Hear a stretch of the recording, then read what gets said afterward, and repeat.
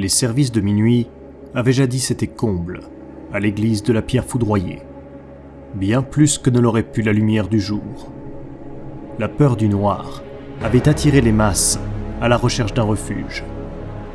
D'aussi loin que quiconque s'en souvenait, la nuit avait été l'heure sanglante des attaques et des raids, où des engins monstrueux descendaient sur des ailes de feu, et où la violence des combattants géants était la plus féroce.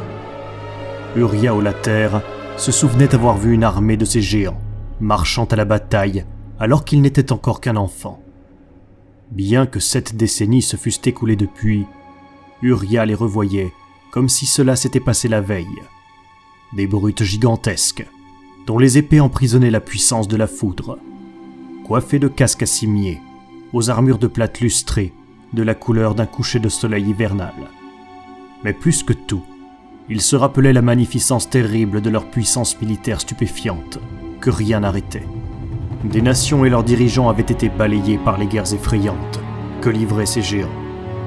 Des armées entières avaient fini noyées dans leur sang, vaincues lors de batailles d'une ampleur qui ne s'était plus vue depuis les premiers âges. À présent que ces affrontements s'étaient achevés, le grand architecte de ce dernier conflit mondial était sorti victorieux contre la horde de despotes, d'ethnarques et de tyrans renversés, pour se dresser triomphant sur une planète rasée par les combats. Que la guerre eût pris fin aurait dû être une chose merveilleuse, mais cette idée n'apportait à Uriah aucun réconfort, tandis qu'il remontait à pas traînants la nef de son église vide. La petite flamme du cierge qu'il portait à la main vacillait dans le vent froid, lequel soupirait au travers des crevasses de la pierre et des interstices dans le vieux bois de la grande porte menant au narthex. Oui, le service de minuit avait jadis été fréquenté, mais bien peu osaient à présent entrer dans son église, tant étaient grands les moqueries et le mépris dont il faisait l'objet. Envolés les jours du début de la guerre, où des gens inquiets étaient venus chercher le réconfort dans ces promesses d'une divinité bienveillante veillant sur eux. Tandis qu'il avançait vers l'autel, les doigts noueux de sa main étaient levés autour de la flamme fragile, par crainte que cette dernière lueur ne fût soufflée, si son attention s'en détachait, ne fût-ce qu'un instant. Des éclairs tombaient au dehors, prêtant une lueur électrique momentanée aux vitraux de la bâtisse. Uriah se demanda si aucun de ces derniers paroissiens ne braverait l'orage pour prier et chanter avec lui. Le froid invisible s'imprégnait à l'intérieur de ses os, tel un invité indésirable, et il ressentit quelque chose de singulier à propos de cette nuit, comme si un événement de grande importance était en train de survenir, sans qu'il pût dire de quoi il s'agissait. Il se défit de cette sensation à l'approche de l'autel et grimpa les 5 marches. Au centre de la table de pierre était posée une horloge de bronze terne, au verre fissuré, et un épais livre à reliure de cuir entouré de 6 chandelles éteintes.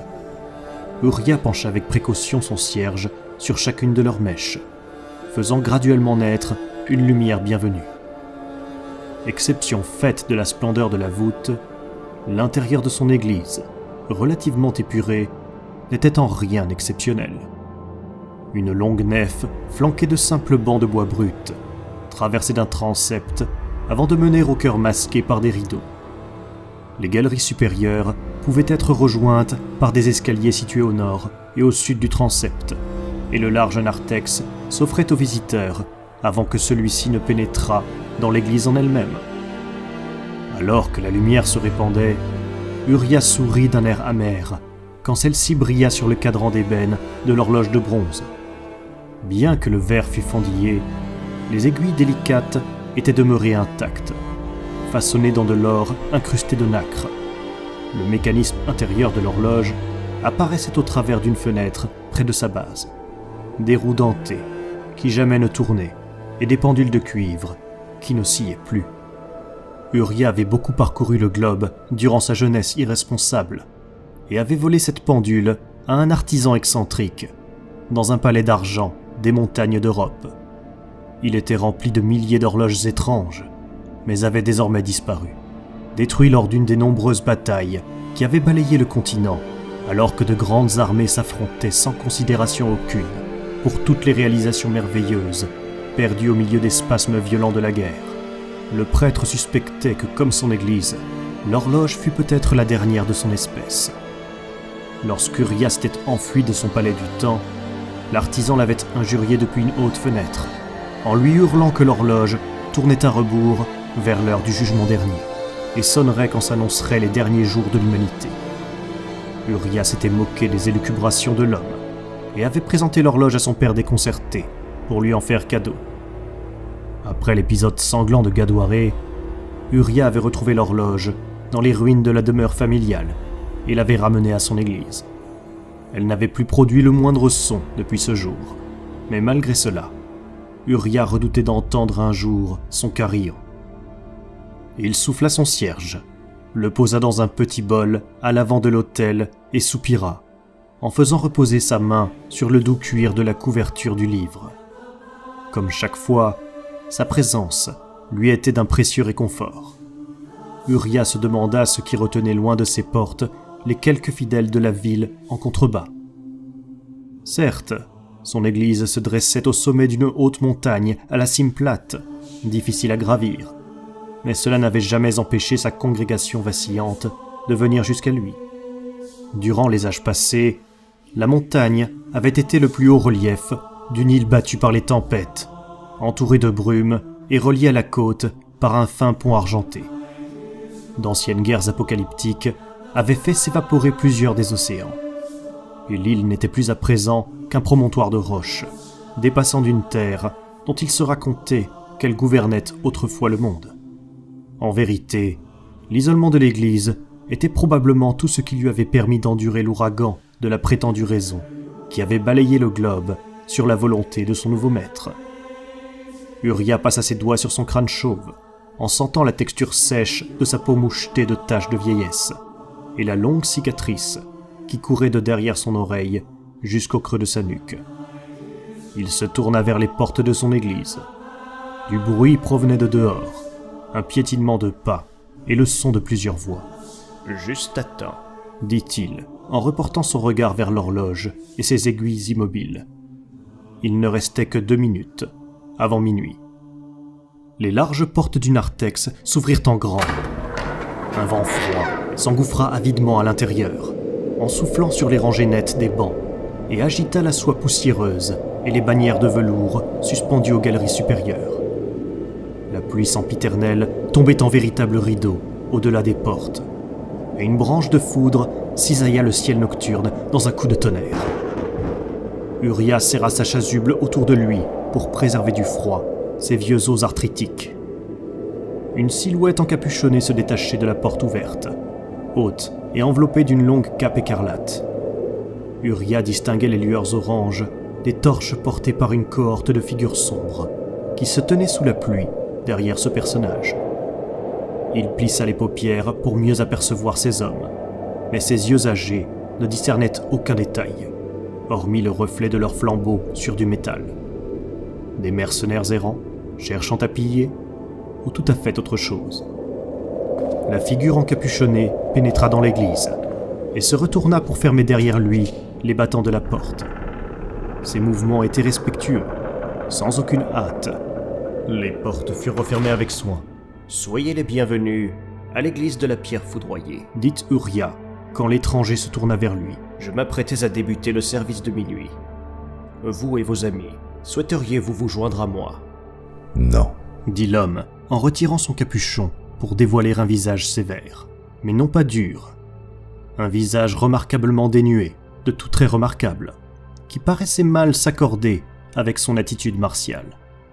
La peau de l'homme avait été tannée par toute une vie passée à l'air libre. Ses cheveux étaient noirs, ramenés et attachés sur l'arrière de son crâne. « Quel dommage, dit Uria. Mon service de minuit est assez considéré dans les environs. Êtes-vous certain qu'ils ne veulent pas entrer ?»« J'en suis certain. Ils préfèrent rester dehors. »« Dehors ou en dehors de tout ça ?» répliqua Uria d'une manière sarcastique. Et l'homme sourit. Il est inaccoutumé de trouver un homme comme vous ayant un certain humour. Il m'a semblé que la plupart de vos congénères étaient austères et pesants. « Mes congénères ?» Les prêtres, dit l'homme, en crachant presque le mot, comme si ces syllabes étaient un poison pour lui. « Dans ce cas, Je crains que vous n'ayez rencontré que ceux de la pire espèce. Y en a-t-il de bonnes? Évidemment que oui. Bien qu'en ces temps où nous vivons, il soit difficile à un quelconque serviteur du divin de se montrer enjoué. Cela est très vrai.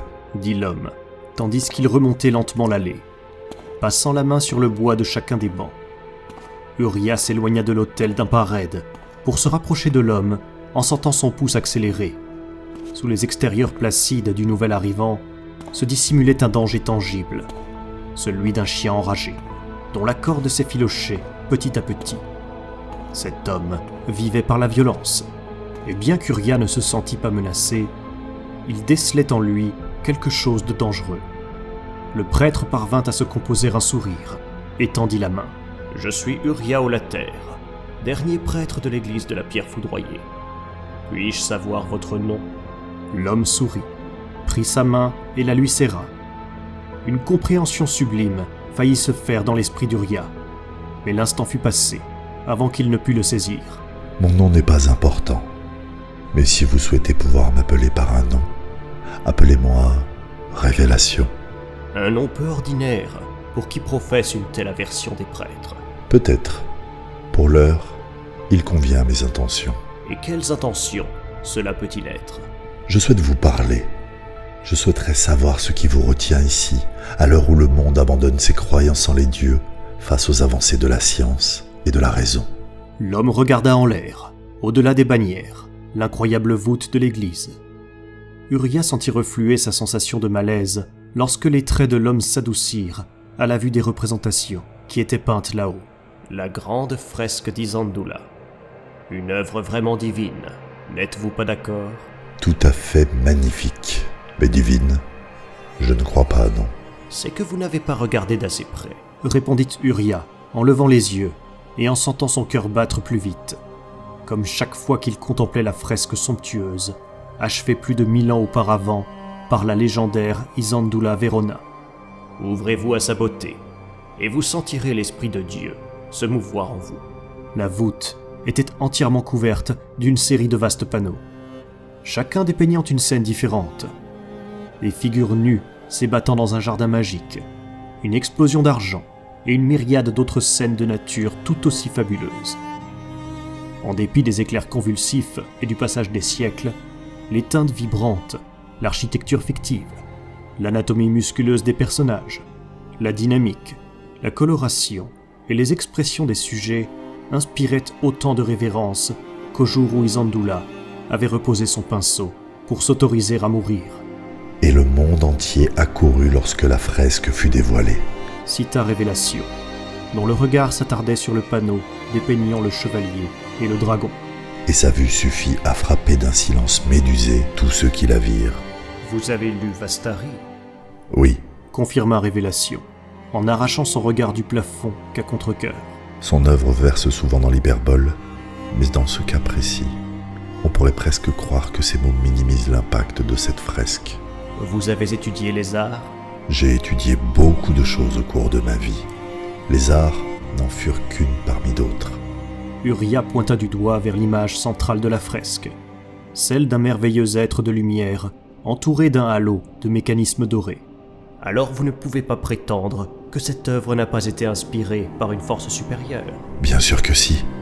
Qu'il existe ou non une force supérieure, cette œuvre est sublime, mais elle ne prouve l'existence de rien. Aucun dieu n'a jamais créé d'œuvre d'art. En des temps plus anciens, certains auraient pu considérer cette appréciation comme un blasphème.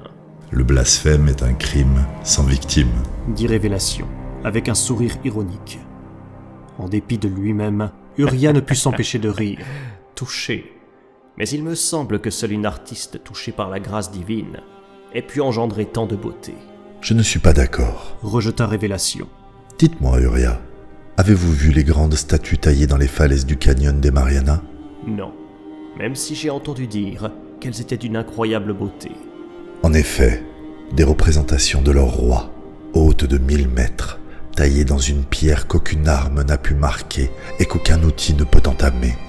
Elles sont au moins aussi saisissantes que cette fresque et ont été sculptées d'une manière inconnue dans une falaise, n'ayant pas vu la lumière du jour depuis 10 000 ans. Elles ont pourtant été réalisées par un peuple païen lors d'une ère oubliée. L'art véritable ne nécessite pas d'explication divine. Vous avez droit à votre opinion, mais j'ai la mienne. Insandula était un génie et une artiste remarquable, ce point-là est indiscutable.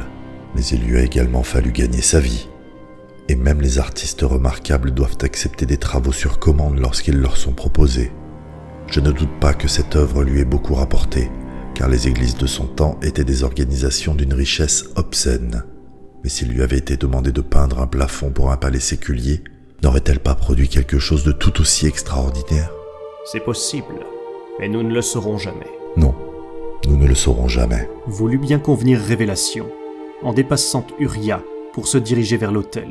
Et je suis tenté de croire qu'il puisse y avoir un élément de jalousie chaque fois que des critiques invoquent le divin pour expliquer d'aussi merveilleuses créations. De jalousie ? Absolument.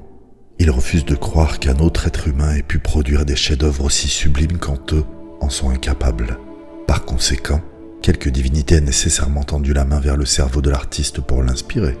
C'est une vision très cynique de l'humanité, jugea Uria.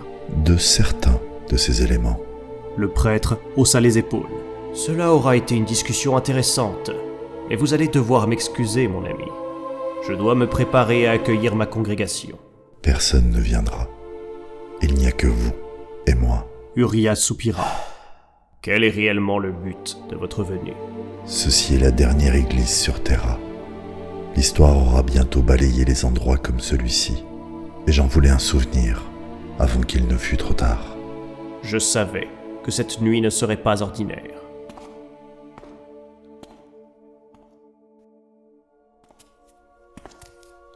Uria et Révélation se retirèrent dans la sacristie et s'assirent l'un face à l'autre, à un grand bureau d'ébène gravé de serpents entrecroisés. La chaise crissa sous le poids de son convive. Uria chercha à l'intérieur du bureau, dont il retira une longue bouteille de verre bleu poussiéreux et une paire de gobelets en étain. Il leur versa à tous deux un vin à la robe sombre et se redressa contre le dossier de sa chaise. « À votre bonne santé », dit Uria, en levant sa timbale. « À la vôtre », lui retourna Révélation. L'invité d'Uria prit une infime gorgée et hocha la tête d'un air appréciateur. « C'est un très bon vin, très âgé. » Vous avez l'air d'un connaisseur, Révélation. Mon père me l'a offert à mon 15e anniversaire, en me conseillant de la garder pour le jour de mon mariage. Et vous ne vous êtes jamais marié ? Je n'ai jamais trouvé de femme désireuse de me supporter. J'étais un vrai voyou dans mon jeune temps. Un vrai voyou devenu prêtre. Votre histoire doit être intéressante. Elle l'est, mais certaines blessures sont profondes, et il ne fait pas bon les rouvrir. Vous avez raison, dit Révélation, en prenant une autre gorgée de son vin. Uria observa son visiteur par-dessus le rebord de son gobelet. Révélation s'était assis en retirant sa cape écarlate et l'avait drapée sur le dossier de sa chaise. Ses vêtements utilitaires étaient identiques à ceux que portait chaque habitant de Terra, bien que les siens fussent d'une propreté immaculée. Il portait à l'index de la main droite une chevalière d'argent, décorée d'une sorte de sceau, mais Uria n'arrivait pas à discerner quel blason y était gravé. « Dites-moi, que vouliez-vous dire en affirmant que cet endroit allait bientôt être balayé ?» Exactement cela. Même perché là où vous l'êtes, vous devez avoir entendu parler de l'empereur, de sa croisade pour éradiquer toute forme de religion et de croyance dans le surnaturel. Ces forces viendront bientôt ici et raseront cet édifice. « Je le sais, » dit tristement Uria. « Mais cela ne fait pas de différence pour moi. Je crois en ce que je crois. Et ce n'est pas l'autoritarisme d'un despote belliqueux qui changera quelque chose. » Vous avez un point de vue bien opiniâtre. J'ai la foi. La foi, se moqua Révélation. Accepter de croire volontairement à l'inconcevable sans en avoir aucune preuve. Ce qui rend la foi si puissante, c'est de ne pas avoir besoin de preuves. Il suffit de croire. Révélation se mit à rire. Je comprends pourquoi l'empereur veut s'en débarrasser dans ce cas. Vous dites que la foi est puissante, je dis qu'elle est dangereuse. Pensez à ce que les hommes, pris dans les affres de la religion, ont commis par le passé, à toutes les atrocités perpétrées au fil des siècles par les gens de foi. Les décisions politiques ont pu faire des milliers de victimes, il est vrai, mais la religion en a fait des millions. Uria termina son vin d'un trait. « Êtes-vous ici dans la seule intention de me provoquer ? Je ne suis plus une personne violente, mais je n'apprécie guère d'être insulté dans ma propre demeure. Si c'est là toute la raison de votre venue, je souhaiterais vous voir partir maintenant. » Révélation posa sa timbale sur le bureau et leva les deux mains. « Bien sûr, vous avez raison. Je me montre discourtois et je vous prie de m'en excuser. Je suis venu pour découvrir cet endroit, pas pour m'attirer l'hostilité de son gardien. » Uria hocha la tête de bonne grâce. « J'accepte vos excuses. Vous souhaiteriez visiter l'église ? » ?»« Oui. »« Alors venez, » dit Uria, en se levant avec quelques difficultés de derrière son bureau. « Et je vais vous montrer la pierre foudroyée. »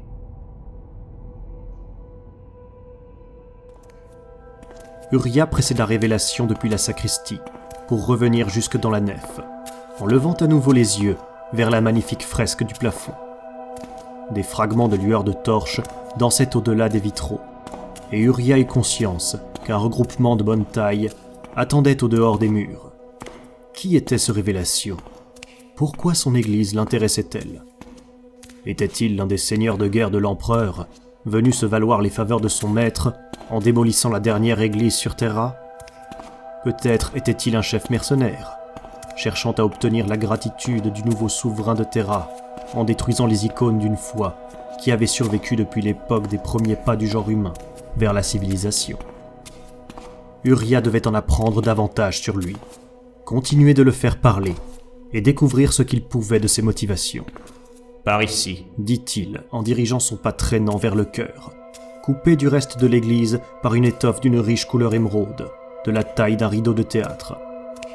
Il tira sur une corde de soie, et le rideau s'écarta pour révéler une haute chambre de pierre pâle à la voûte en ogive. Un mégalithe s'y dressait au centre d'une fosse circulaire ouverte dans le sol. La pierre imposante avait comme un aspect de silex, avec une texture de surface vitreuse et métallique. Sa forme devait faire dans les 6 mètres de haut, et s'affiner vers son sommet, au point de ressembler à un énorme fer de lance.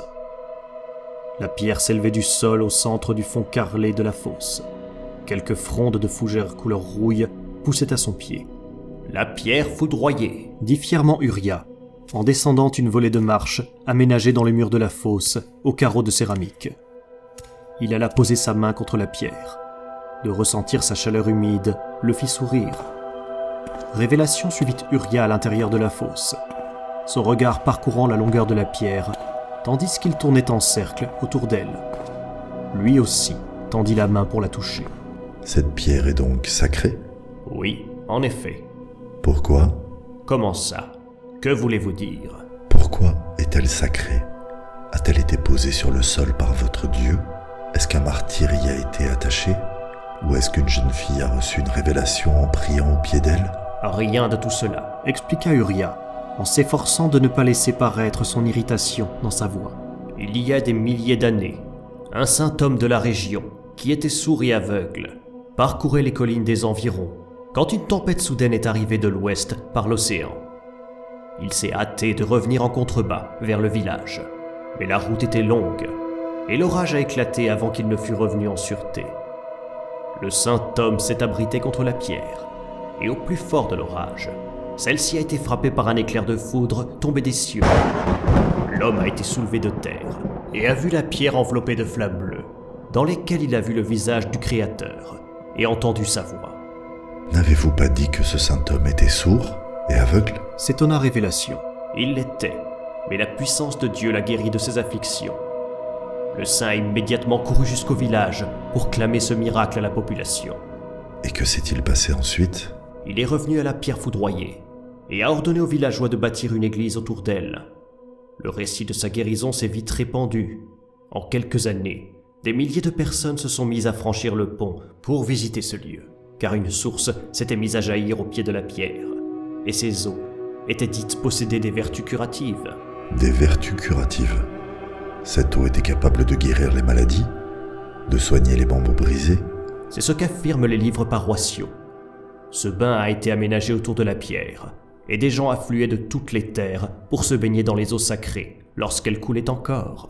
Je connaissais un endroit semblable, bien plus à l'est de ces terres. Une jeune fille prétendait avoir eu une vision d'une sainte femme, une femme dont la tenue ressemblait de façon un peu trop manifeste à celle d'un ordre religieux dont sa tante faisait partie. Des bains de cure furent également érigés là-bas, mais les hommes qui administraient ce site craignaient que le débit de leur source ne devint insuffisant. Ils ne changeaient donc l'eau des bains que 2 fois par jour.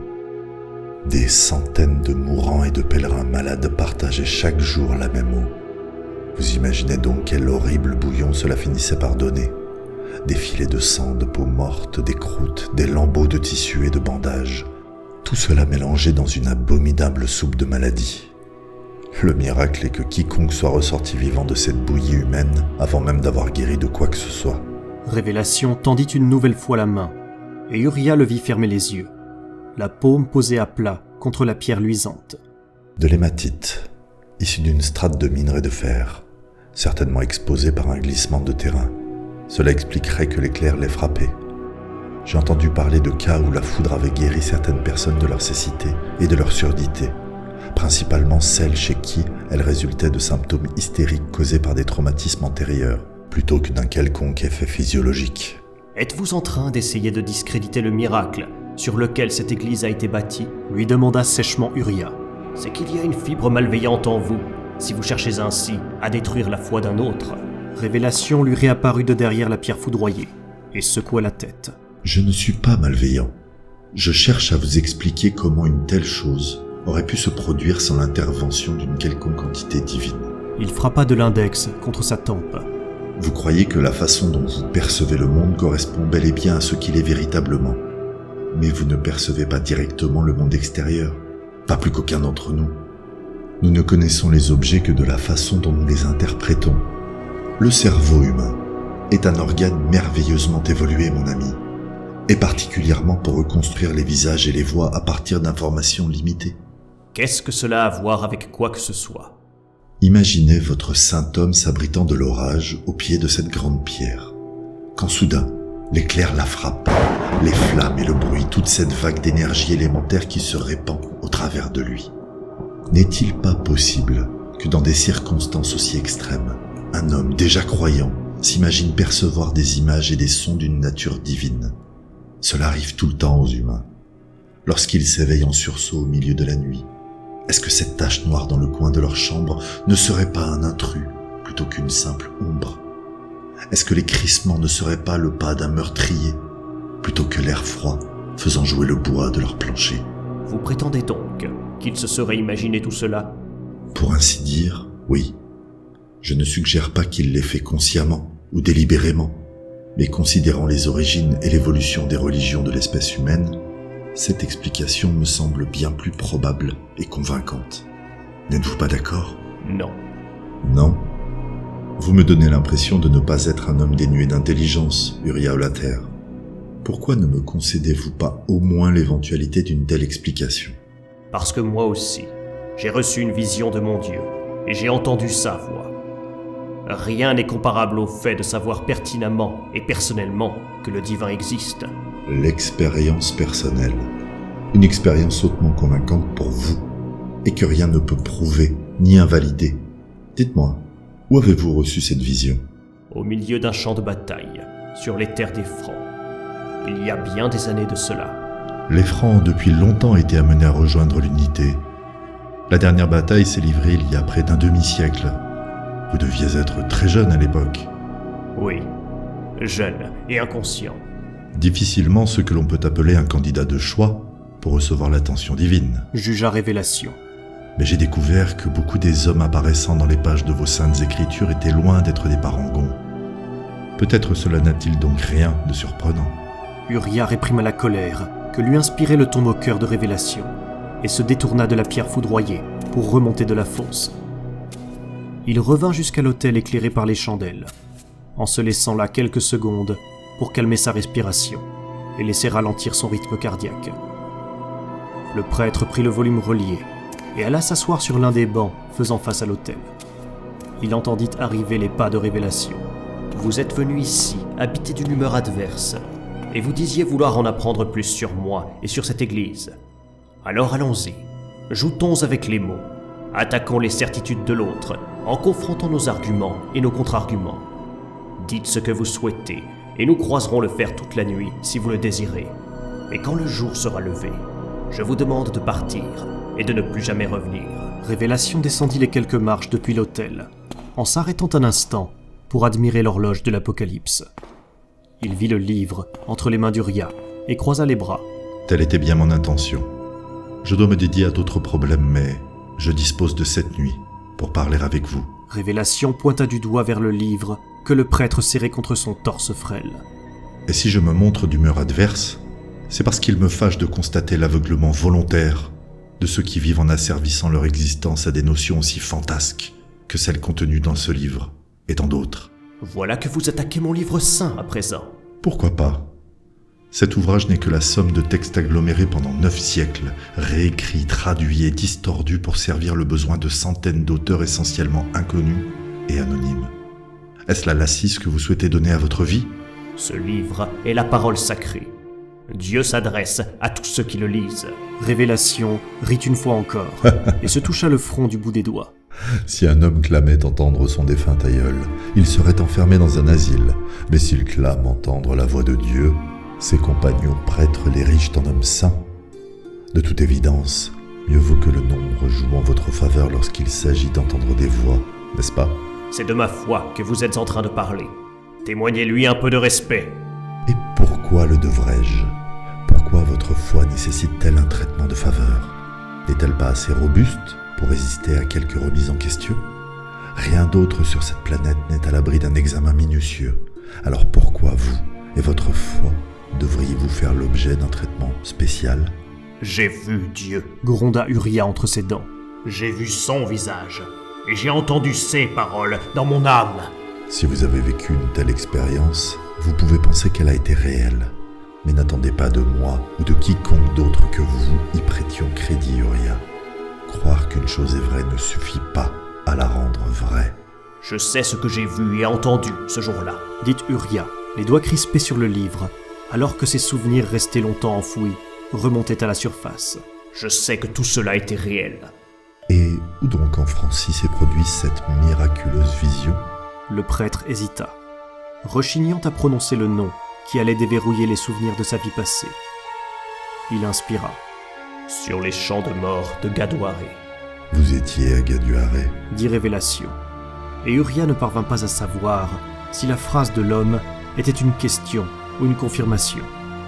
Le temps d'une brève seconde, il lui sembla que Révélation le savait déjà. Oui, j'étais là-bas. Voulez-vous me dire ce qui vous est arrivé ? Je vais vous le raconter. Mais avant cela, j'ai besoin d'un autre verre.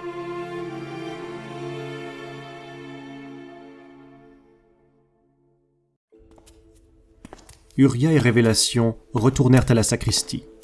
Le prêtre mit la main dans un autre tiroir et en tira une bouteille, identique à la première, excepté que celle-ci était à moitié vide. Révélation s'assit, et Uria nota que la chaise protestait une nouvelle fois sous son poids, bien que l'homme ne parut pas particulièrement massif.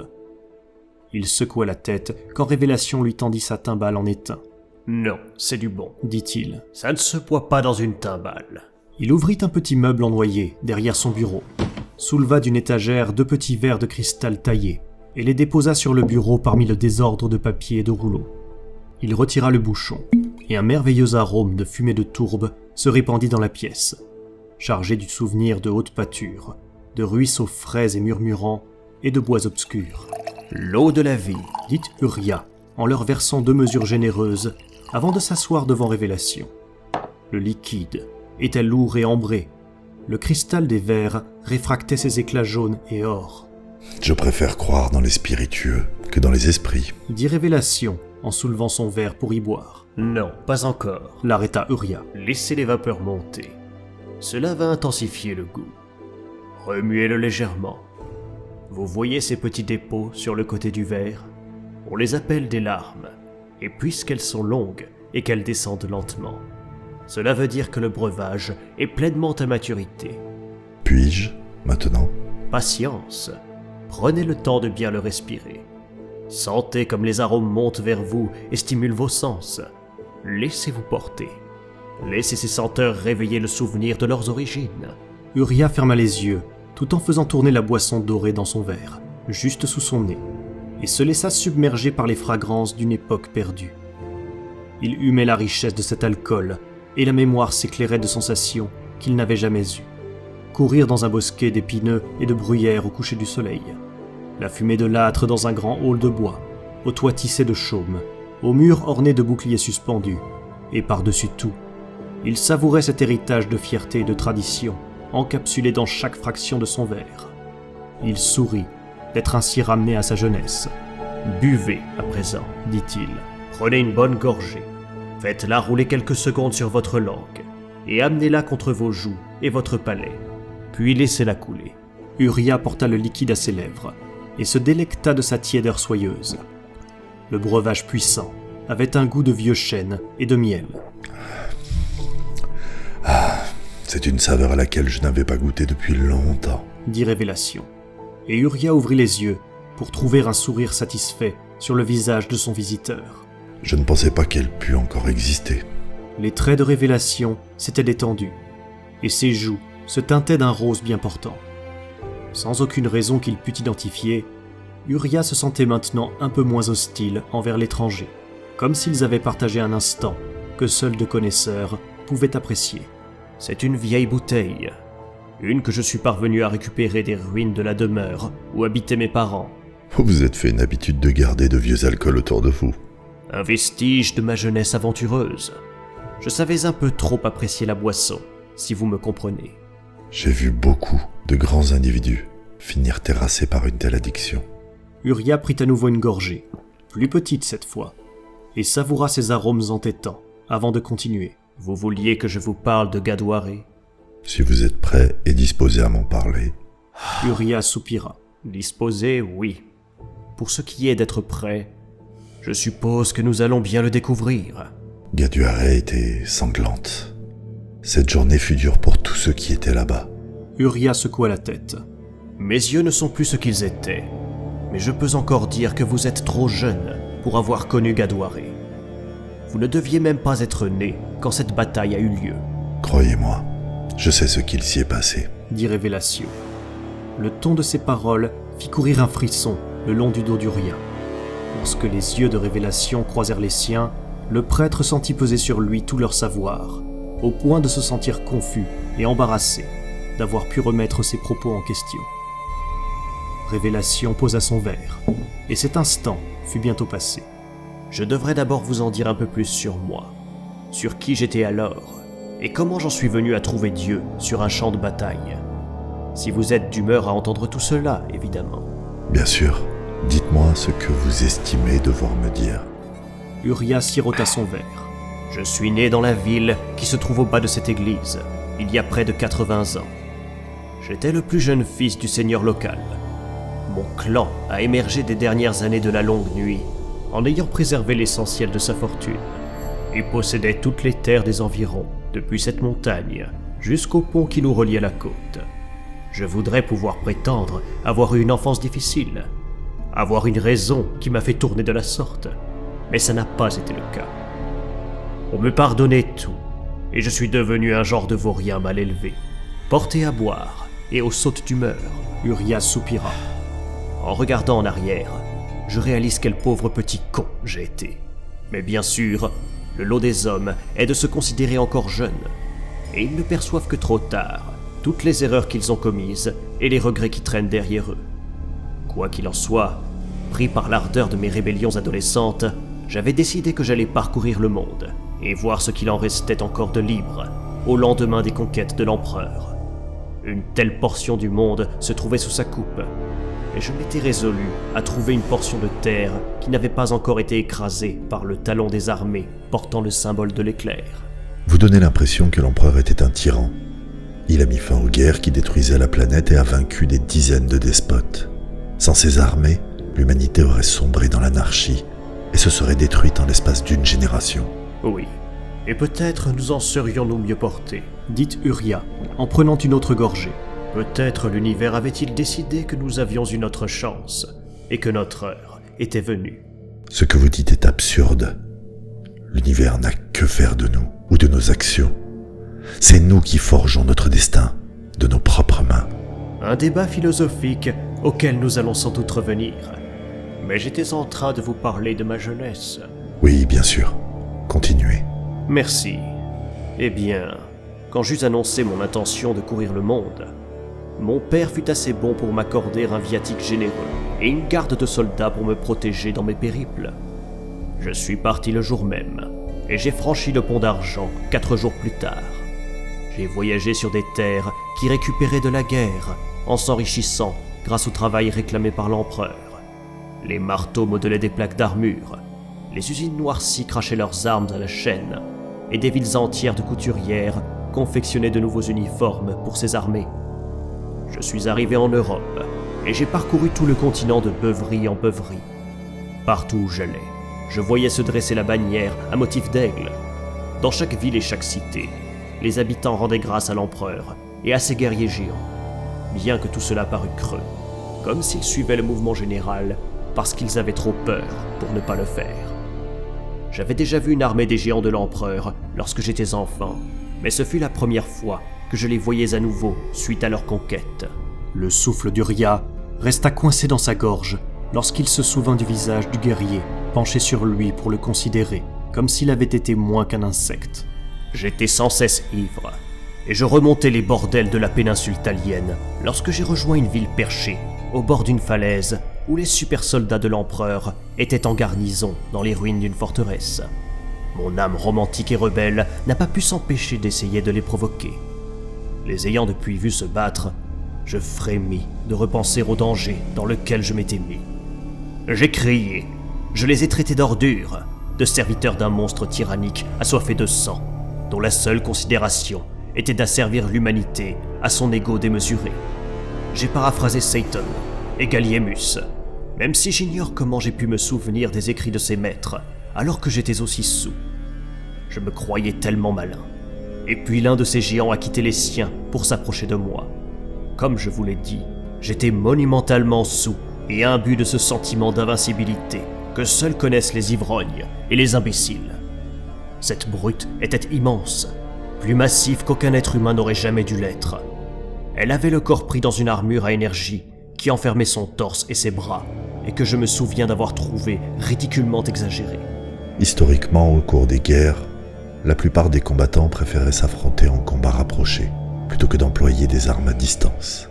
La puissance du torse et des bras était une importance primordiale. Ah, je vois. Bref, quoi qu'il en soit, il s'est approché et m'a soulevé de ma chaise, en renversant mon verre, ce qui m'a grandement contrarié.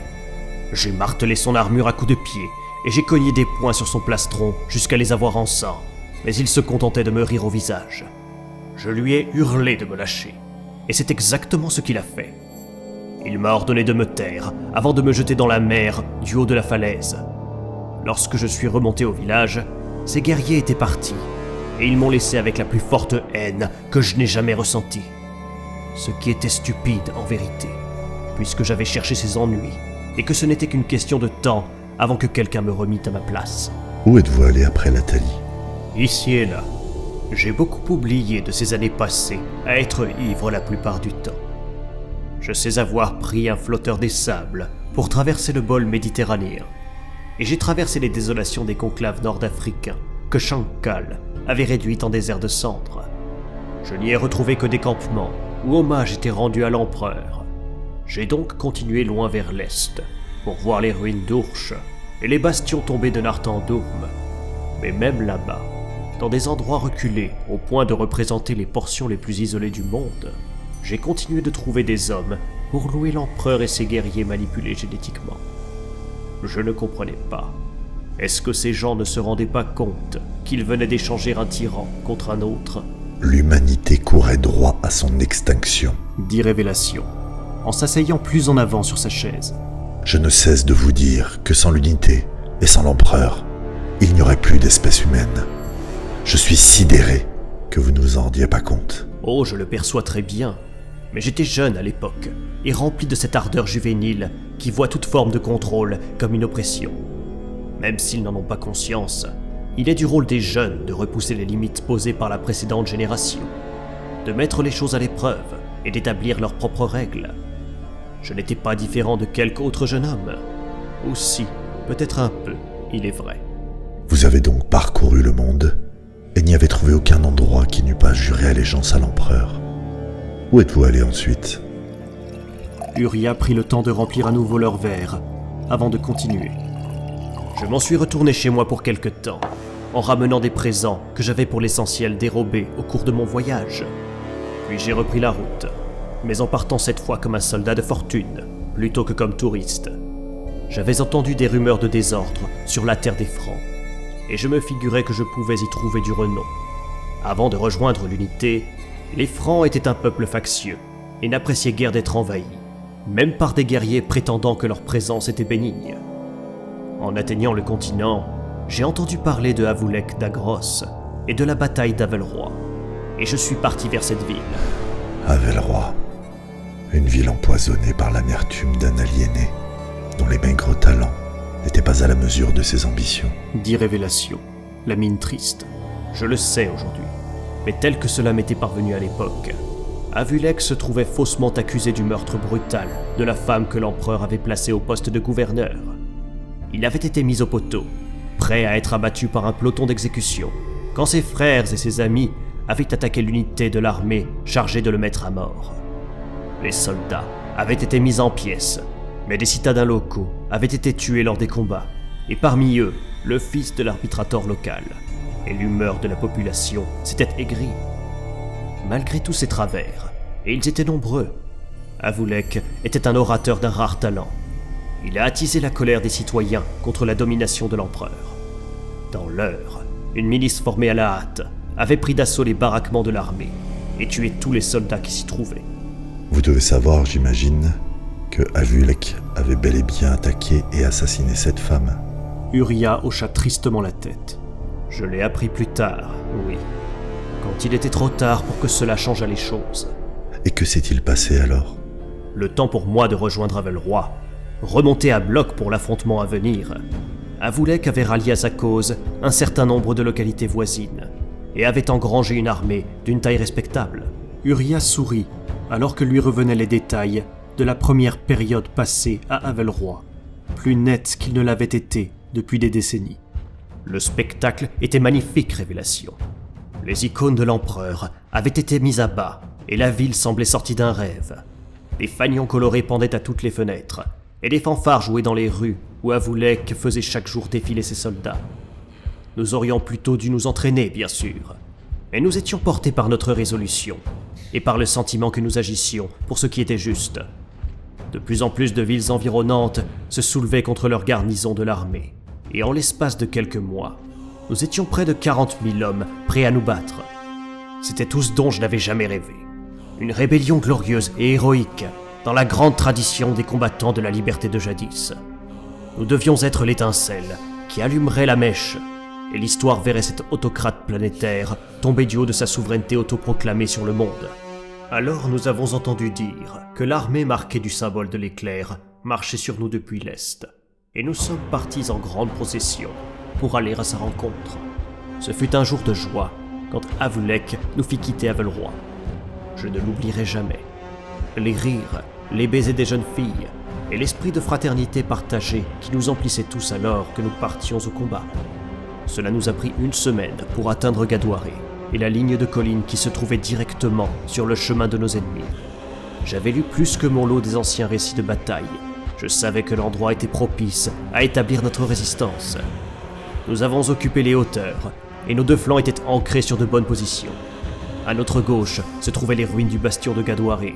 À droite, il y avait un marécage désolé que nul n'aurait pu traverser. Vous opposer aux armées de l'empereur était une folie. Vous auriez dû savoir que vous ne pouviez pas les vaincre. Ces guerriers ont été créés pour le combat et passent chacun de leurs instants à l'entraînement. Urya hocha la tête. Je pense que nous l'avons su aussitôt que nos adversaires nous sont apparus, dit-il, et ses traits s'assombrirent à ce souvenir. Mais nous étions tellement pris dans notre élan d'optimisme. Notre armée était maintenant forte de 50 000 hommes, et ceux que nous avions face à nous étaient moins d'un 10e de ce nombre. Il était donc difficile de ne pas croire que nous pouvions l'emporter, surtout quand Avulek chevauchait le long de nos lignes pour nous enflammer les sangs. Son frère essayait de le calmer, mais il était déjà trop tard. Nous avons chargé depuis les coteaux, comme des fous assoiffés de gloire, en hurlant nos cris de guerre, les épées, les pistolets, les fusils brandis au-dessus de nos têtes. J'étais au 6e rang, et nous avions déjà couvert près de 500 mètres avant de nous retrouver près des rangs des géants. Ils n'avaient pas bougé depuis que nous nous étions mis à courir, mais quand nous sommes arrivés sur eux, ils ont épaulé leurs armes et ont ouvert le feu. Urya fit une pause et prit une longue gorgée. Sa main tremblait. Il reposa son verre sur le bureau, d'un geste délibérément lent, tandis qu'il reprenait. Je n'oublierai jamais le bruit. Ce fut comme si un orage venait brusquement de naître. Nos 5 premiers rangs ont été totalement fauchés. Tous étaient morts jusqu'au dernier, sans même avoir eu le temps de hurler. Les projectiles arrachaient les membres des corps, ou faisaient simplement éclater les hommes comme des sacs humides. Je m'étais tourné pour crier quelque chose.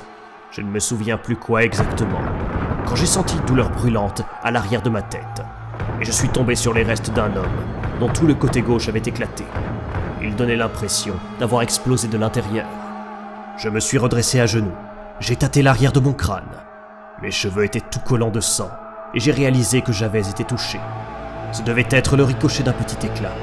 N'importe quoi de plus gros m'aurait emporté la tête. Je sentais le sang me quitter, et j'ai relevé les yeux à temps pour voir nos ennemis nous tirer dessus de nouveau. C'est à ce moment que j'ai commencé à entendre des hurlements. Notre vague s'était arrêtée dans sa charge. Les hommes et les femmes couraient dans tous les sens, en ayant soudain réalisé ce vers quoi Avulek nous avait emmenés. Les guerriers de l'empereur ont baissé leurs armes et ont marché vers nous en tirant leurs épées aux lames dentelées et motorisées. Ce bruit, mon Dieu, je n'oublierai jamais le bruit qu'elle faisait. Un rugissement comme si elle sortait d'un cauchemar. Nous étions déjà vaincus. Leur première salve avait brisé notre morale, et je voyais Avulek qui gisait mort au milieu du terrain. La moitié supérieure de son corps avait été arrachée de ses jambes, et je lisais la même terreur que la mienne sur chaque visage autour de moi. Les autres suppliaient, jetaient leurs armes à terre et essayaient de se rendre, mais les guerriers en armure ne les ont pas écoutés. Ils ont marché jusqu'à nous et ont fondu sur nous sans pitié. Nous avons été massacrés et brutalisés avec une telle économie de force. Je ne pensais pas qu'autant de gens pouvaient mourir dans un temps aussi court. Ça n'était pas la guerre, du moins pas celle que je connaissais par les livres, où des hommes d'honneur se livraient des duels glorieux. Ce fut une boucherie mécanique. Je n'ai pas honte de dire que je me suis enfui. J'ai couru, couvert de sang et le pantalon humide, pour essayer de me mettre en sûreté. J'ai couru comme si tous les démons des légendes étaient à mes trousses, et tout ce temps, j'entendais le bruit horrible de ceux qui mouraient, le son humide de la chair découpée. Je sentais la puanteur des excréments et des ventres ouverts. Je ne me rappelle pas grand-chose de ma fuite. Il ne m'en revient que des visions de corps et des cris de douleur. J'ai couru jusqu'à ne plus pouvoir, puis j'ai rampé dans la boue jusqu'à perdre conscience. Quand je suis revenu à moi, ce qui en soi m'a surpris, j'ai vu qu'il faisait noir. Des bûchers avaient été allumés, et les chants victorieux des guerriers géants planaient sur ce champ de mort. L'armée d'Avulek avait été détruite, non pas mise en déroute, détruite. En moins d'une heure, 50 000 hommes et femmes avaient été tués.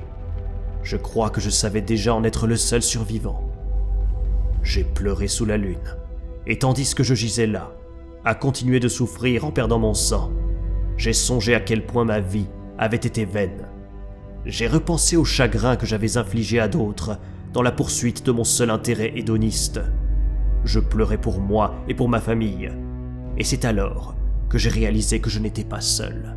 Qui était avec vous? La puissance divine.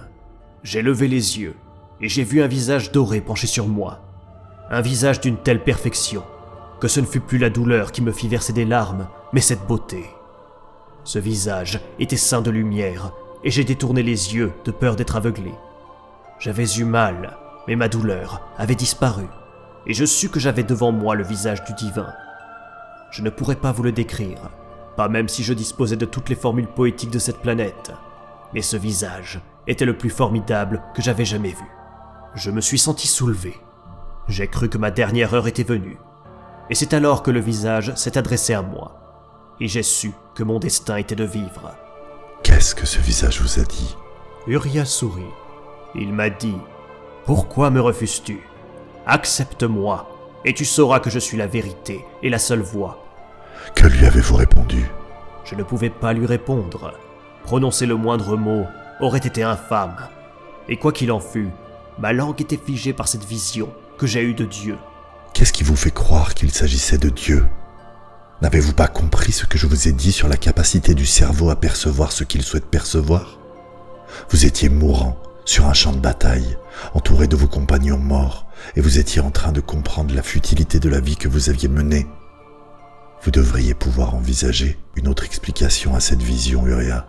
Une explication plus vraisemblable, qui ne nécessiterait pas l'intervention du surnaturel.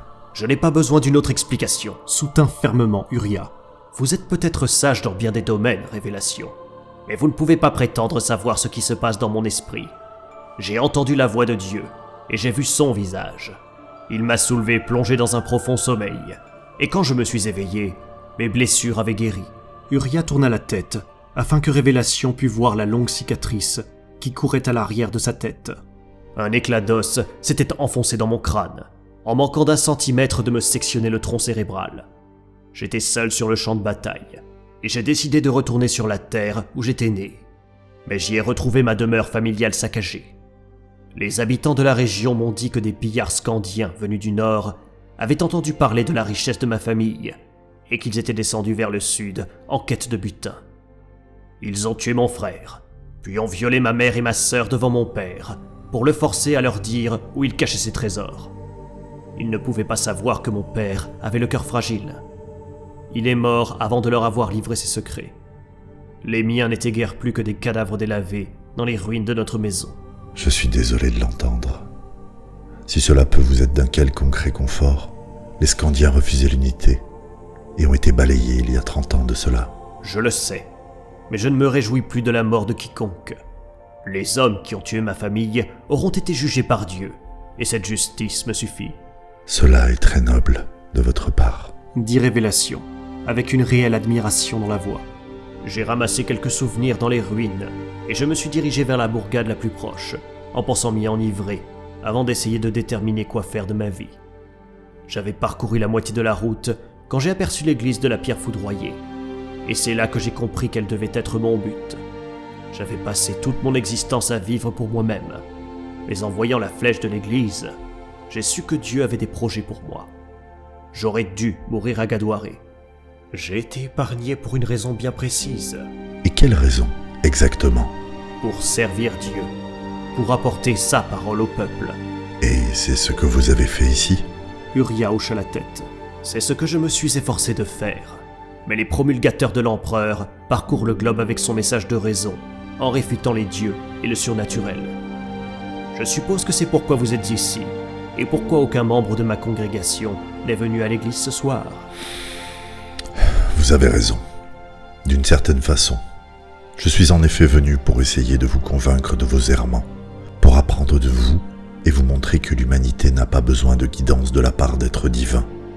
Cette église est la dernière sur Terra, et il me revient de vous offrir cette chance d'embrasser la nouvelle voie de votre propre gré.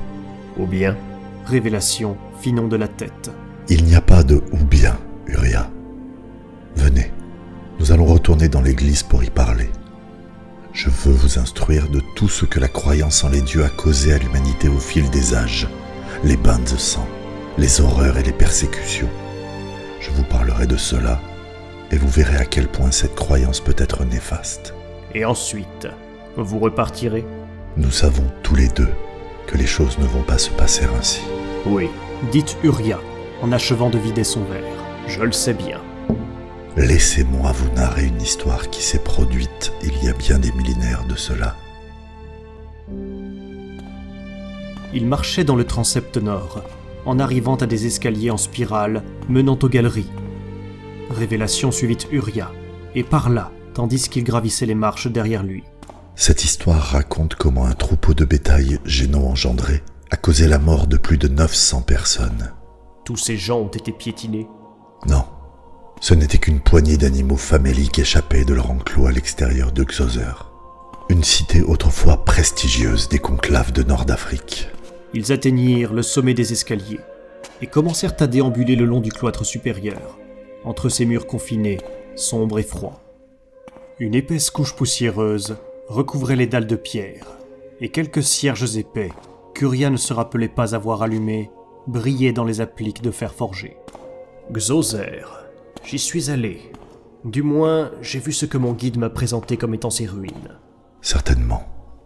Quoi qu'il en soit, ces animaux affamés sont entrés dans un édifice considéré comme saint par l'un des nombreux cultes que comptait Xoser. Les membres de ce culte, appelés les Xosérites, considéraient la viande géno-améliorée comme un affront à leur dieu et ont accusé de cette profanation un culte rival, celui des Upashtars. Les Xosérites ont poignardé et matraqué à mort tous les Upashtars qu'ils trouvèrent. Bien entendu, les Upashtars ont répliqué. Les émeutes se sont répandues dans toute la ville et ont laissé près d'1 millier de personnes mortes dans les rues. Y a-t-il une morale à cette histoire ? Demanda Uria, quand Révélation eut cessé de parler. Absolument. C'est une fable universelle, caractéristique du comportement religieux depuis le début de l'histoire humaine. Votre exemple est légèrement tiré par les cheveux.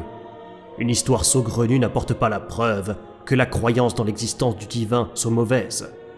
Cette croyance est le fondement de l'ordre moral. Elle donne aux gens le soutien dont ils ont besoin pour traverser l'existence. Sans cette guidance venue d'en haut, le monde s'enfoncerait dans l'anarchie. Hélas, des millions d'hommes ont autrefois pensé comme vous, Uria. Mais ce vieux truisme est tout simplement faux. L'histoire des expériences humaines montre que là où la religion est forte, elle engendre la cruauté. L'intensité de la foi produit une hostilité tout aussi intense. Une société ne peut espérer se montrer humaine que lorsque la croyance perd de sa force. Ça n'est pas ce que je crois, dit Uria, en s'arrêtant près d'une des arches de la galerie pour regarder en bas vers la nef. La poussière tourbillonnait au sol, soufflée par les courants d'air qui se pourchassaient dans l'église solitaire. Mon livre sacré nous instruit sur la façon de mener une bonne vie. Il renferme des leçons dont l'humanité a besoin. En êtes-vous sûr ? J'ai lu votre livre saint. Beaucoup de ce qu'il contient est sanglant et vindicatif. Mèneriez-vous votre vie en respectant ses commandements à la lettre ? Ou considérez-vous plutôt les personnages qui peuplent ces pages comme des exemples d'un comportement à suivre ? D'une façon comme de l'autre, je soupçonne que la morale que vous épouseriez ferait horreur à beaucoup de gens. Uria secoua la tête. Une grande partie du texte n'est pas supposée être prise à la lettre. Sa valeur est symbolique ou allégorique. Révélation le pointa du doigt. C'est exactement où je veux en venir. Vous choisissez quels extraits de vos écritures prendre au pied de la lettre et quels autres doivent être traités comme symboliques. Mais ce choix est question de décision personnelle, pas d'influence divine. Croyez-moi, dans les âges passés, un nombre effrayant de fidèles ont pris leur livre saint totalement au pied de la lettre, entraînant des massacres et des malheurs incommensurables, parce qu'ils étaient certains de ce qu'ils y avaient lu. L'histoire des religions est jalonnée d'horreur, Uria. Et si vous en doutez, vous n'avez qu'à considérer ce que les humains ont commis au nom de leur Dieu au fil des millénaires. Il y a des milliers d'années, une théocratie sanglante qui vénérait un serpent à plumes est apparue dans les jungles mayas. Pour apaiser ce dieu vil, ces prêtres noyaient des vierges dans des puits sacrés et arrachaient le cœur d'enfants. Pour eux, ce dieu serpent avait un pendant terrestre, et les bâtisseurs des temples enfonçaient le premier pieu de construction au travers du corps d'une vierge pour amadouer cette créature inexistante. Uria se retourna vers Révélation, l'air outré. Vous ne pouvez pas sérieusement comparer ma religion à de telles pratiques païennes. Ah non. Au nom de votre religion, un saint homme a autrefois lancé une guerre au cri de Deus Vult, ce qui signifiait Dieu le veut, dans l'une des langues de l'ancienne terre. Ces soldats avaient pour mission d'anéantir leurs ennemis dans un royaume lointain, mais ils se sont d'abord chargés de ceux qui s'opposaient à la guerre dans leur propre contrée. Des milliers ont été traînés hors de leur maison et taillés en pièces ou brûlés vifs. Une fois satisfaites que leur pays fut pacifié, les légions de zélotes ont alors pillé sur des milliers de kilomètres jusqu'à la ville sainte qu'ils devaient libérer. Lorsqu'ils l'eurent atteinte, les soldats tuèrent tous ses habitants afin de purifier cette cité symbolique de sa souillure. Je me souviens d'un de leurs meneurs affirmant qu'il chevauchait dans le sang jusqu'à hauteur de genoux et même jusqu'aux morts de son cheval par le juste et admirable jugement de Dieu. Cela appartient à l'histoire ancienne. Vous ne pouvez garantir la véracité d'un événement à ce point plongé dans les brumes du temps. Je pourrais être de votre avis s'il n'était question que d'un seul événement. Mais à peine une centaine d'années plus tard, un autre saint homme a déclaré la guerre à une faction de sa propre église. Ces guerriers ont assiégé la forteresse de cette faction dans l'ancienne Francie. Et quand la cité est tombée, ces généraux ont demandé à leurs meneurs comment différencier les fidèles des hérétiques parmi les captifs. Cet homme, qui était un serviteur de votre Dieu, a répondu aux guerriers « Tuez-les tous, Dieu reconnaîtra les siens ». Près de 20 000 hommes, femmes et enfants ont été massacrés. Chose pire encore, la traque de tous ceux qui s'étaient échappés durant ce siège a entraîné l'instauration d'un ordre appelé l'Inquisition. Une machine d'hystérie monstrueuse qui donnait toute licence à ses agents d'écarteler, de brûler, de percer et de briser les os de leurs victimes sur des chevalets horribles pour les forcer à confesser leur scepticisme et à nommer leurs compagnons de transgression. Plus tard, quand l'essentiel de ses ennemis eurent été retrouvés et tués, l'Inquisition reporta son attention sur la sorcellerie. Et les prêtres torturèrent des milliers de femmes avant de leur faire confesser s'être livrés à des actes contre nature avec des démons. Ces femmes étaient ensuite brûlées ou pendues pour les punir de leur confession. Et cette folie s'est poursuivie pendant près de 3 siècles dans une dizaine de nations. Cette psychose a vu des bourgades entières être exterminées et fait plus d'une centaine de milliers de morts. Vous ne gardez du passé que les exemples les plus extrêmes. Le contrat Uria, en luttant pour maintenir sa contenance face à de tels récits de meurtres et de massacres. Les temps ont changé, et l'humanité ne se comporte plus d'une telle manière. Si c'est là ce que vous croyez, vous êtes resté trop longtemps enfermé dans cette église venteuse, Uria. Vous devez avoir entendu parler du cardinal Tang, un éthnarque sanguinaire qui a pratiqué chez lui une forme d'eugénisme primaire. Ces pogroms et ces camps de la mort ont fait des millions de victimes dans le bloc indonésien. Tang est mort il y a moins de 30 ans. Après avoir cherché à ramener le monde à un âge pré-technologique, en imitant la façon qu'avait l'Inquisition de brûler les hommes de science, les mathématiciens et les philosophes qui contredisaient les vues de l'Église sur la cosmologie. Uria ne pouvait en supporter davantage, et partit vers l'autre extrémité de la galerie, vers les escaliers qui redescendaient au narthex. Vous vous fixez sur le sang des morts, et vous oubliez tout le bien qui peut être accompli au travers de la foi. Si vous pensez que la religion est une force bénéfique, vous êtes aveugle à la sauvagerie superstitieuse qui imprègne l'histoire de notre planète. Il est vrai que juste avant la venue de la longue nuit, la foi a graduellement perdu de son influence sur la vie. Mais comme la pire espèce de poison, la religion a perduré et a continué d'engendrer la division parmi les peuples du monde. Sans la croyance en des divinités, les divisions se seraient estompées avec le passage du temps. Les nouvelles générations s'adaptent à leur époque, se mélangent, se marient entre elles et oublient leurs anciennes blessures. La croyance en des dieux les aliène les uns envers les autres, et tout ce qui divise les peuples mène à l'inhumanité. La religion s'est employée à cela. Elle est le cancer dans le cœur du genre humain. Ça suffit, j'en ai assez entendu. C'est vrai, les hommes se sont réciproquement infligés des choses terribles en invoquant la volonté de leur Dieu. Mais ils l'ont aussi fait, sans le justifier par leurs croyances. L'acceptation qu'il existe des dieux et un au-delà est une partie vitale de ce qui définit l'humanité. Si vous lui enlevez cela, que proposez-vous à la place ? Durant mes nombreuses années de prêtrise, j'ai été au chevet de bien des mourants. Vous ne pouvez pas mépriser les bénéfices émotionnels de la religion, la consolation qu'elle apporte aux mourants et aux indigents. Il y a une faille dans votre logique, Uria. La faculté qu'a la religion à consoler les gens ne lui confère pas davantage de crédit ou de validité. Cela peut parfaitement conforter un mourant de croire qu'il va partir vers un paradis de joies éternelles, mais même s'il meurt avec un sourire radieux sur le visage, cela ne signifie rien tant qu'il est question de la stricte vérité dans le grand ordre des choses. Peut-être, mais quand mon heure sera venue, je mourrai en ayant aux lèvres le nom de mon Dieu. Avez-vous peur de mourir ? Non. Vraiment ? Oui, j'ai commis ma part de péché, mais j'ai ensuite passé ma vie au service de Dieu, et je pense l'avoir servi fidèlement. Mais lorsque vous allez voir ces gens qui se meurent et qui s'accrochent à leurs croyances, comment se fait-il qu'ils ne soient pas heureux que leur vie touche à son terme ? La famille et les amis rassemblés devraient être d'humeur légère et devraient célébrer le départ du défunt. Après tout, si un paradis éternel nous attend de l'autre côté, Pourquoi ne se montrent-ils pas joyeux et impatients? Se pourrait-il qu'au fond d'eux-mêmes, ils n'y croient pas vraiment? Uria se détourna de lui et descendit les escaliers vers le narthex. Sa colère et sa frustration prêtant à son allure une vigueur qui vainquit la raideur de ses jambes. Un peu de vent soufflait depuis les portes extérieures, et il parvenait à entendre le marmonnement des voix au dehors, ainsi que des raclements de métal. Le narthex de l'église de la pierre foudroyée était austère. Des murs de pierre percés d'alcôves, dans lesquelles reposaient les statues de divers saints passés par ici, depuis des milliers d'années que l'édifice se dressait. Un lustre vacillant pendait du plafond. Des années s'étaient passées depuis qu'Uria avait été capable de grimper l'escabeau de la remise pour y remettre des cierges. Il poussa sur les portes menant dans l'église et descendit la nef de son pas raide en direction de l'autel. 4 des 6 chandelles qu'il avait allumées s'étaient éteintes, et la flamme de la 5e oscilla et mourut dans le vent qui entra avec lui. La dernière chandelle brûlait à côté de l'horloge, et il continua de se diriger vers elle en entendant Révélation pénétrer dans l'église derrière lui. Uria atteignit l'autel et s'abaissa à genoux avec quelque difficulté. Il pencha la tête et joignit ses 2 mains.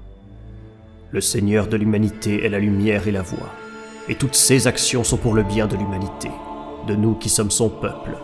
Ainsi nous l'enseigne la sainte parole, et par-dessus toute chose, Dieu nous protégera. Il n'y a personne pour vous entendre. Lui lança Révélation de derrière lui. Ce que vous direz encore ne m'intéresse plus. Vous êtes venu ici faire ce que vous pensiez devoir faire. Je ne flatterai pas votre ego en me prêtant plus longtemps à votre petit jeu. Alors cessez cette mascarade. Très bien. Une lumière d'or se mit à grandir derrière Uria, qui vit son ombre se projeter sur la face sculptée de l'autel. L'éclat de cette lumière se refléta sur les aiguilles opalines de l'horloge et fit briller son cadran d'ébène. L'église, auparavant lugubre et remplie d'ombre, en fut entièrement éclairée. Le prêtre se redressa sur ses pieds et se retourna pour observer la figure extraordinaire qui se tenait devant lui, immense et majestueuse, dans une armure d'or façonnée avec adoration et avec le plus grand talent, dont chaque plaque était gravée en relief d'aigle et d'éclairs. Révélation avait disparu. À sa place se dressait un guerrier gigantesque, d'une gloire exquise, un idéal que tout ce que l'humanité avait en elle de royal et d'inspirant. L'armure étoffait sa silhouette au-delà de toute mesure, et Uria sentit les larmes couler sur ses joues en réalisant qu'il avait déjà vu autrefois ce visage à couper le souffle d'une intolérable perfection. Sur les champs de mort de Gadoaré. « Vous » murmura Uria dans un souffle, tandis qu'il reculait. Il trébucha et tomba sur sa hanche. La douleur le lança jusqu'au pelvis, mais il la sentit à peine. Comprenez-vous maintenant la futilité de ce que vous faites ici? Dit le géant éblouissant. De longs cheveux noirs se déversaient autour du visage du guerrier. Un visage qu'Uria ne voyait qu'à travers la lentille brouillée de sa mémoire. Les traits quelconques de Révélation s'étaient incorporés à la contenance du guerrier, si digne de dévotion qu'il fallut à Uria mobiliser tout son contrôle de lui-même pour ne pas tomber à genoux et offrir de consacrer ce qui lui restait de vie à le glorifier. « Vous » répéta-t-il, et la douleur de ses vieux os ne pouvait égaler celle de son cœur. « Vous êtes le... Oui, il est temps de partir, Uria, dit l'empereur. Uria contempla autour de lui son église illuminée et scintillante. « Partir ? Partir où ? Il n'y a aucune place pour moi dans votre monde sans religion. » Il y en a une, bien sûr, répondit l'empereur. Embrassez la nouvelle voie, et vous ferez partie de quelque chose d'incroyable. Un monde et un temps où nous sommes au bord de réaliser tout ce que nous avons toujours rêvé. Uria hocha la tête d'un air troublé, et sentit une main ferme lui saisir doucement le bras pour le remettre debout une fois encore. Une force se répandait de la paume de l'empereur. Uria sentit s'estomper les maux et les calvaires qui l'affligeaient depuis des années, jusqu'à ce qu'ils ne fussent plus que de mauvais souvenirs. Il leva les yeux vers la magnifique fresque d'Isandula Verona, et l'air se figea dans sa gorge. Les couleurs autrefois ternies par l'obscurité étaient devenues éclatantes. La voûte semblait déborder d'énergie, alors que la lumière de l'empereur lui prêtait une vitalité nouvelle. La peau des figures peintes resplendissait. Les bleus marqués et les rouges vigoureux irradiaient toute leur richesse. L'œuvre de Verona n'a jamais eu vocation à rester dans le noir. Seule la lumière pourrait lui permettre de pleinement s'accomplir. Il en va de même pour l'humanité. Lorsque les ombres étouffantes des religions qui nous apprennent à ne pas nous interroger auront disparu de ce monde, alors nous pourrons la voir véritablement briller. Urian arracha son regard qu'à contre-cœur de la fresque, à la beauté impossible, et parcourut son église des yeux. Les vitraux de verre teint brillaient avec éclat. L'architecture subtile rayonnait du talent de ses bâtisseurs. Je vais regretter cet endroit. Avec le temps, j'érigerai un impérium si plein de grandeur et de magnificence que ce lieu vous semblera avoir été d'une masure nécessiteuse. Partons à présent. Uria se laissa guider vers l'entrée de la nef, le cœur lourd de savoir que le cours de sa vie avait jadis été bouleversé, du moins par une incompréhension, au pire par un mensonge.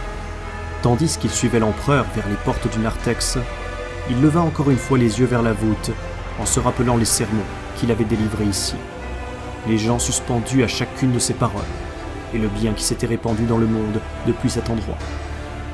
Il sourit en réalisant soudain qu'il importait peu que sa vie et sa foi eussent reposé sur une erreur.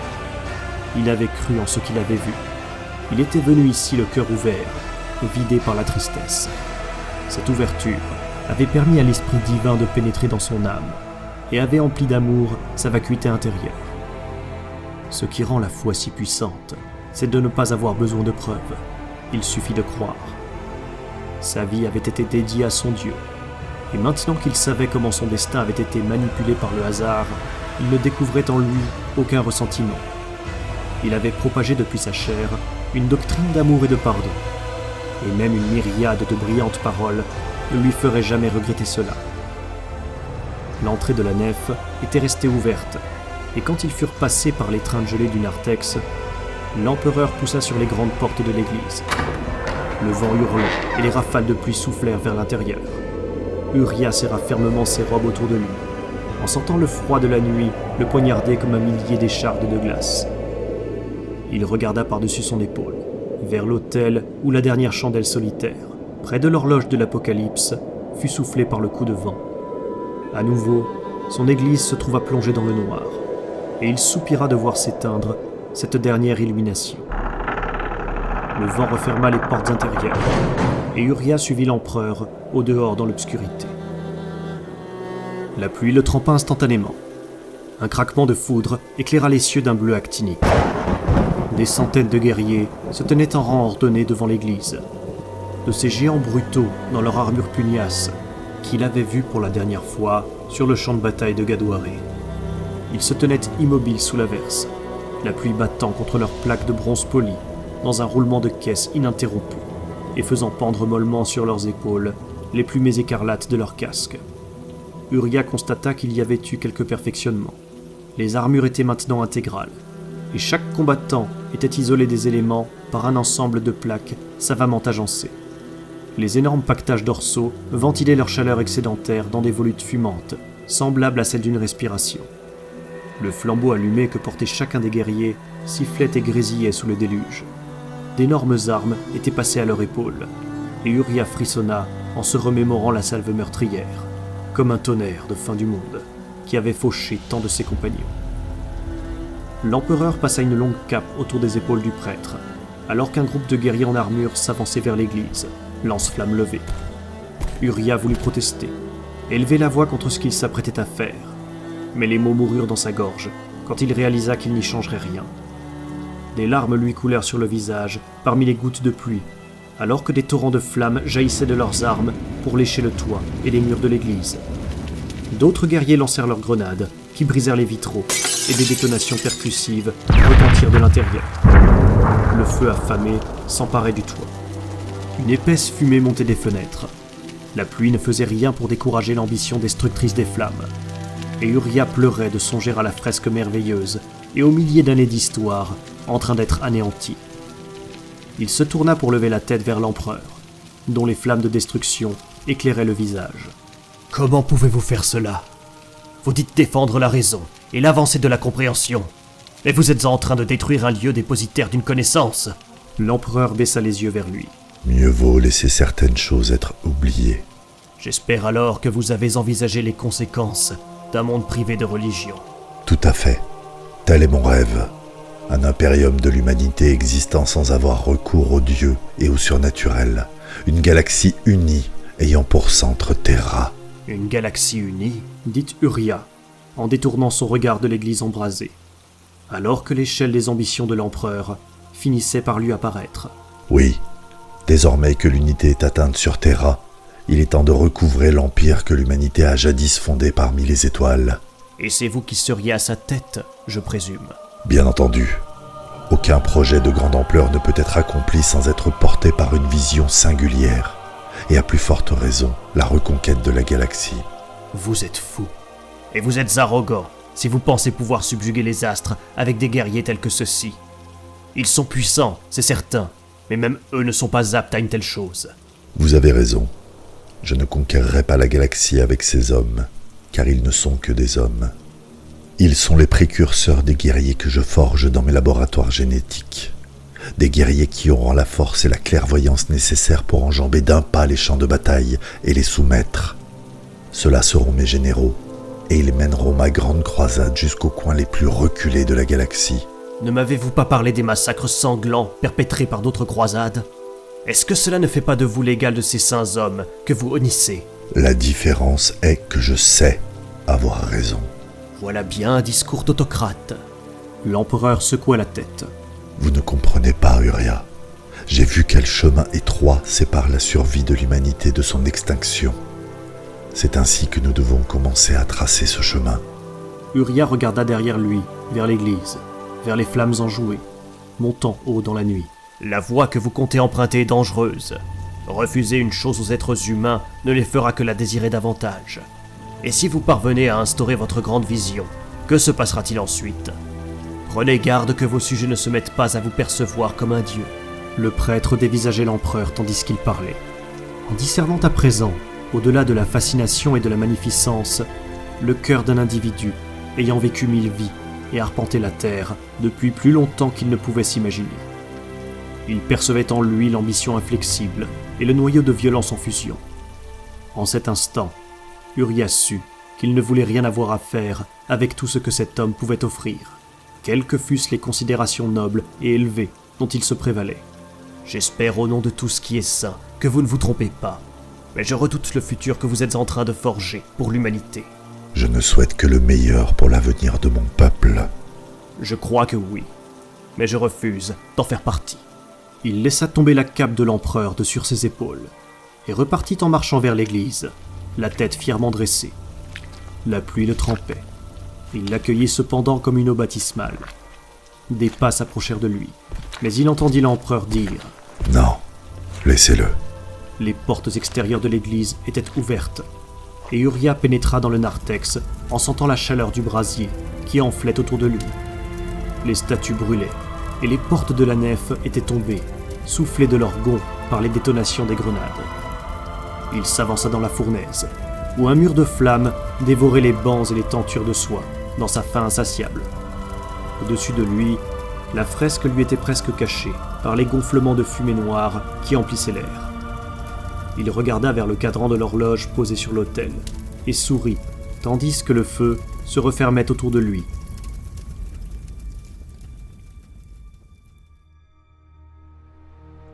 Les guerriers demeurèrent devant l'église, jusqu'à la voir s'effondrer. Les poutres de son toit s'écrasant à l'intérieur de l'édifice dans un immense bouquet de flamèches volantes et de poussière.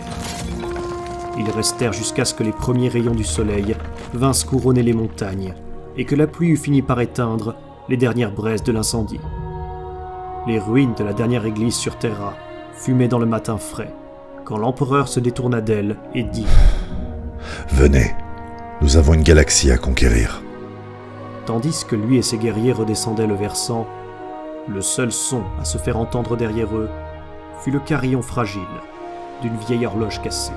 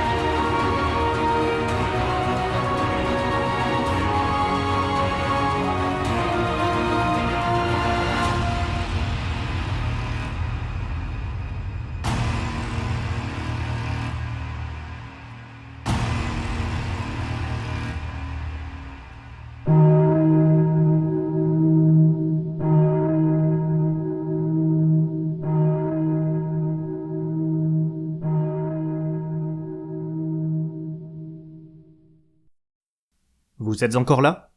Parfait.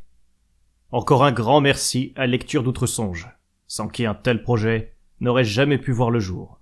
Donc si sa prestation aux petits oignons vous a plu, et que vous êtes ouvert à d'autres univers, je vous demande humblement d'aller suivre son contenu et de vous abonner à sa chaîne.